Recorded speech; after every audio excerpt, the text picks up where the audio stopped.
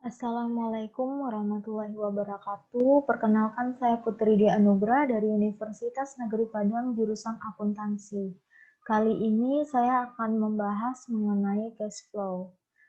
Baiklah, kita langsung saja masuk pada pembahasannya. Di sini kita menggunakan Excel sebagai medianya. Nah, langkah pertama yang kita lakukan adalah menuliskan dulu data finansial yang akan kita jadikan cash flow.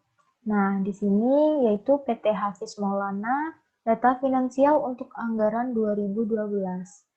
Terdapat di sini bulan, pendapatan atau penjualan, beban bahan baku, beban gaji dan upah, beban pemasaran, beban administrasi dan umum, serta angsuran pajak. Nah, untuk bulannya sendiri di sini ada Desember 2011 dan Januari sampai Desember 2012. Nah, setelah kita membuat data finansial ini, lalu data ini kita transpose menjadi seperti ini. Nah, ini adalah hasil yang sudah saya transpose. Bagi teman-teman yang tidak tahu cara mentransposnya, yaitu pertama kita blok dulu data yang ini. Setelah kita blok, kita tekan copy, lalu kita pilih di mana data yang akan ditranspos itu diletakkan, di sel mana, misalnya di sel sini. Lalu nanti kita klik sel ini, lalu di sini ada tombol paste. Nah, kita tekan yang segitiga ini. Nah, di sana nanti ada transpose. Nah, otomatis dia nanti akan transpose seperti data yang ini, yang sudah saya transpose. Nah, untuk langkah selanjutnya yaitu kita membuat kondisi kasnya.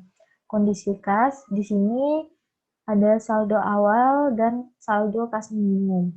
Untuk saldo awalnya di sini ada 47 juta dan untuk saldo kas minimumnya ada 52 juta.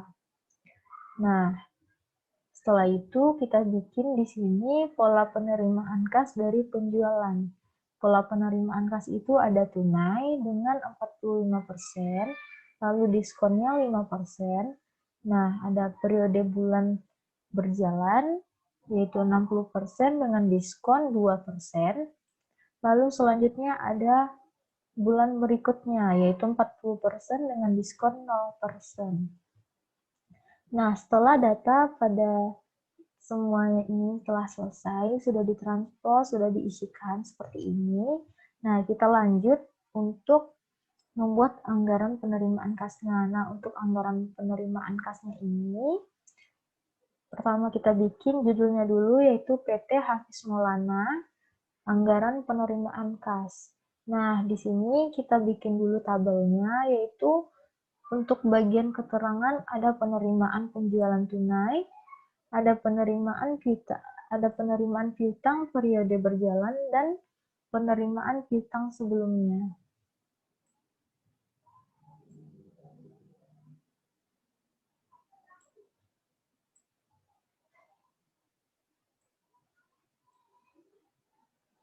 Nah, ini kita margikan saja. Nah, seperti itu. Oke. Nah, untuk penerimaan penjualan tunai pada bulan Januari.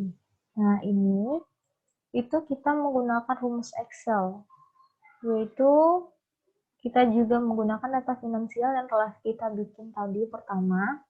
Nah, di sini rumus yang kita gunakan adalah sama dengan, lalu kita pilih data finansial pada sel N6.